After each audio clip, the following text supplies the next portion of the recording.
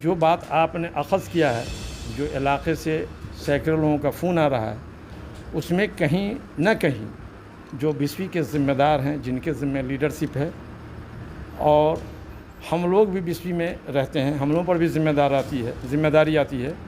कुछ कमी हम लोगों में है। हमें ये लग रहा है अब जो टाइम आ रहा है उसमें हम लोग इस पॉइंट पे हर प्रतिनिधि के बीच जा कर के ये पैगाम देंगे, ये कैंडिडेट मेराज आलम नहीं है, ये गरीबों के मसीहा लालू यादव का कैंडिडेट है, अपोजिशन लीडर तेजस्वी यादव का कैंडिडेट है। मेराज आलम एक देही क्षेत्र के छोटे से गांव का रहने वाला है, लेकिन वो हर हाल में अभी जो प्रतिनिधि का चुनाव होता है इससे पहले वो ज़िला में वाइस चेयरमैन रह चुका है।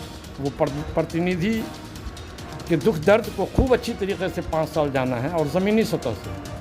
अब हम लोग कोशिश करेंगे कि उनकी भी हाज़िरी हो और हम लोग डोर टू डोर जो प्रतिनिधि हैं चुनाव इकाई को उनसे मिलने का काम करें। उनकी बच्ची जब चेयरमैन में फेस की है तो बाकायदा यूपीए के या लालू यादव के मानने वाले दिल जान लगा करके उनको चेयरमैन बनाया।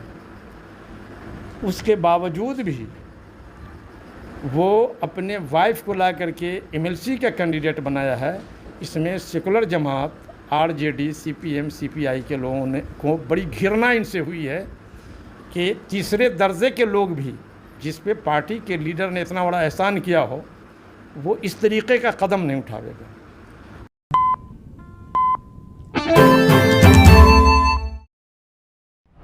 सलाम आदाब, मैं तौहीद। स्वागत है आप सभी का बदलता हिंदुस्तान न्यूज़ पर, और स्वागत है आप सभी का हमारे ख़ास प्रोग्राम एमएलसी चुनाव यात्रा में। मेरे साथ बात करने के लिए ख़ास मेहमान आज मौजूद हैं, जनाब अब्दुल हई साहब। अब्दुल हई साहब किसी परिचय के मोहताज नहीं हैं। मैं आपको बता दूं, अब्दुल हई साहब बिस्वी विधानसभा क्षेत्र से पूर्व विधायक उम्मीदवार रह चुके हैं। आरजेडी के साथ ही प्रेजेंट में अल्पसंख्यक विभाग के ज़िला अध्यक्ष हैं, मधुबनी ज़िला अध्यक्ष हैं। और मेरे साथ बात करने के लिए मौजूद हैं, राजनीतिक के बेहद जानकार हैं, पुराने राजनीतिकार रहे हैं, राजनीति नस नस में इनके भरा हुआ है, ऐसा कह सकते हैं। और सबसे पहले स्वागत है सर आपका बदलता हिंदुस्तान न्यूज़ चैनल पर। आपका भी बहुत बहुत शुक्रिया कि इस मौके से जब एमएलसी का चुनाव हो रहा है आपने अपना कीमती वक्त दिया, तो आप भी मुबारकबाद के लायक। एमएलसी चुनाव करीब है। बिहार में विधानसभा चुनाव हुआ कुछ 1-1.5 साल पहले, आरजेडी बहुमत में नहीं आ पाई। एमएलसी चुनाव 24 सीट पर होना है। क्या कहेंगे, आरजेडी किस तरीके से 24 सीट पर चुनाव, 23 सीट पे हालांकि वो चुनाव लड़ रही है, 23 सीट पे किस तरीके से चुनाव लड़ेगी, और क्या लगता है आरजेडी एमएलसी चुनाव में बहुमत हासिल कर पाएगी? थोड़ा वक्त हम आपसे लेंगे, क्योंकि आपने ये बताया है कि राजनीतिक समझदारी इनमें है। आज विधानसभा का चुनाव हुआ, जाहिर है कि ये चुनाव में किस तरीके से जो पार्टी अभी सरकार बनाई है कहीं न कहीं से कंफ्यूज करके जो सेकुलर फ्रंट के गरीबों के मसीहा लालू यादव के लड़का अभी अपोजिशन लीडर हैं तेजस्वी, वो जीतने के कगार पे थे। आखिरी वक्त में लगा कि उतनी ही सीट बैक किया गया जिससे सरकार नहीं बन सकती। सेकंड चैप्टर पे हम लोग आएंगे, जो अभी माहौल है एमएलसी चुनाव का।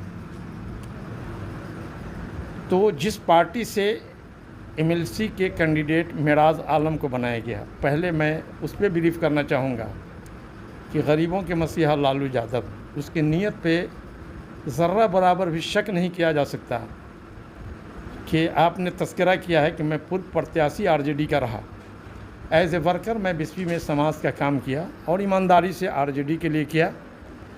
यहाँ सिटिंग विधायक यादव थे, लेकिन जब आरजेडी के उम्मीदवार की ज़रूरत पड़ी, एक वर्कर को बुला करके उन्होंने टिकट दिया। उसी तरीके से अभी जो एमएलसी का चुनाव हो रहा है, तो 3 से 4 कैंडिडेट है यहाँ।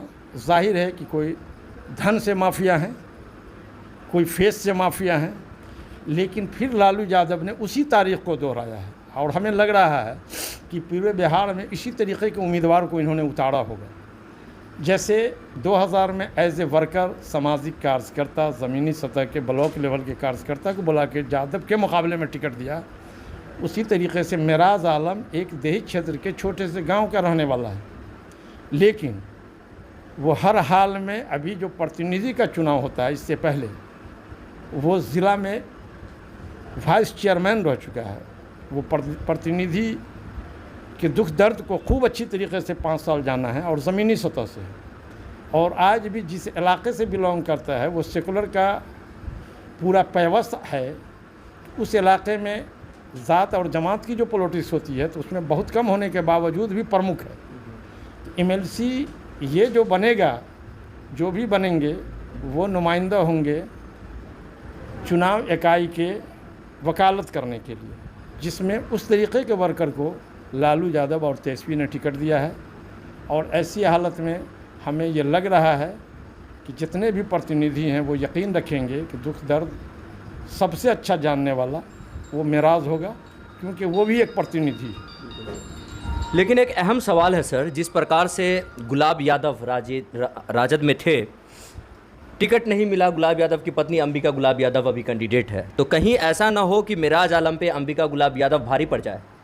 मैं इसके बारे में संक्षेप में इससे पहले भी मैंने इशारा किया है आपको कि चाहे ईमान के मंजिल हो या पॉलिटिक्स का मैदान हो, ईमान मस्ट है। गुलाब यादव जी कभी पॉलिटिक्स में रहे नहीं। लालू यादव ने जो गरीबों के मसीहा, और मैंने बताया कि पॉलिटिक्स में सेकुलर के लिए पूरे हिंदुस्तान का एक पैगाम है, उन्होंने उनको निकाल करके लाने का काम किया, टिकट दिया, MLA बने। फिर MLA होने के बाद उनको MP का भी टिकट दिया गया। चांस है MP के टिकट में वो हार गए। उसके बाद जब अभी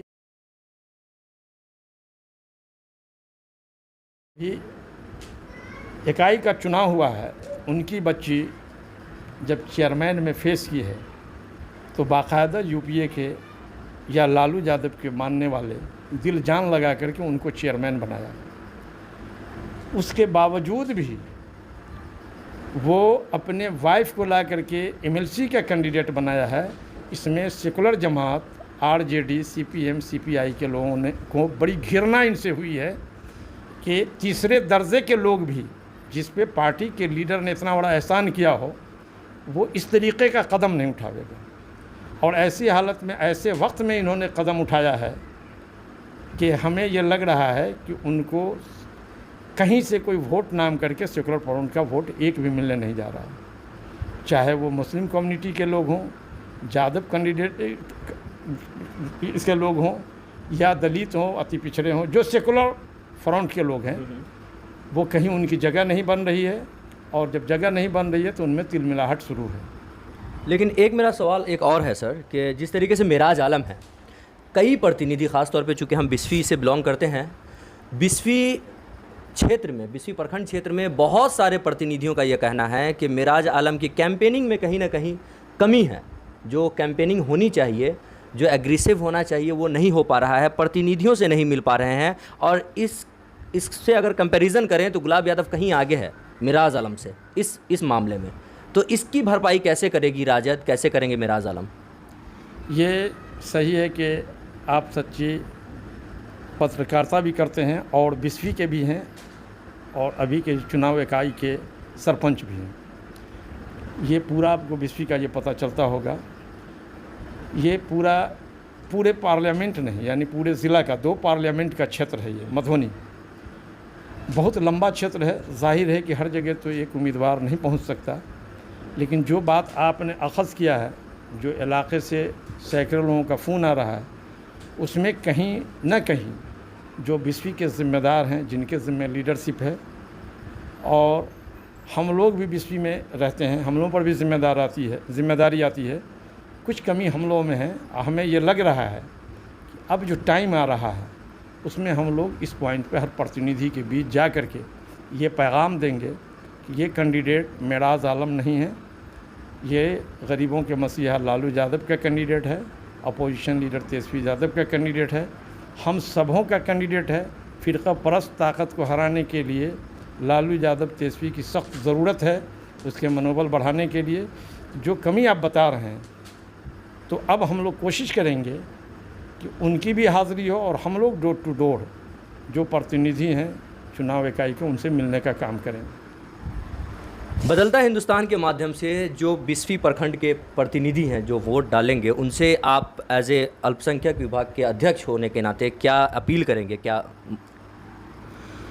ये पूरे मधुबनी पार्लियामेंट ये मधुबनी ज़िला 2 पार्लियामेंट है, उनसे मेरा ये अपील होगा कि अभी जो देश की हालत है, कुछ लोग हैं जो ब्लैकमेल करके फ़िरका परस्त ताकतों को बढ़ाता है और सेकुलर के मसीहा जो पूरे हिंदुस्तान ही नहीं दुनिया के लिए एक पैगाम है लालू यादव, उनका उम्मीदवार है मेराज आलम। हम सभी लोगों को से गुजारिश करेंगे कि अपोजिशन लीडर तेजस्वी यादव के मनोबल को बढ़ाने के लिए, फ़िरका परस्त ताकत को हराने के लिए, बग़ैर किसी भेदभाव के, मुमकिन है बहुत बड़ा क्षेत्र है, फ़िज़िकल मुलाकात नहीं भी हो पा रही है, तो जीतने के बाद हमें उम्मीद है कि ये वर्कर से आए हैं, इकाई चुनाव के प्रतिनिधि की हैसियत से आए हैं, वो आप सब लोगों से मिलेंगे और हम सब लोगों की जिम्मेदारी है, मेरा अपील है कि एक एक वोट मेराज आलम को दिया जाए ताकि फ़िरका परस्त की शिकस्त हो और गरीबों के मसीहा लालू यादव का जो पैगाम है देश बचाने का, उसकी जीत हो। तो ये थे जनाब अब्दुल हई साहब, एमएलसी चुनाव को लेकर इन्होंने अपनी बात रखी। फ़िलहाल के लिए बस इतना ही। तमाम अपडेटेड खबरों के लिए देखते रहें बदलता हिंदुस्तान।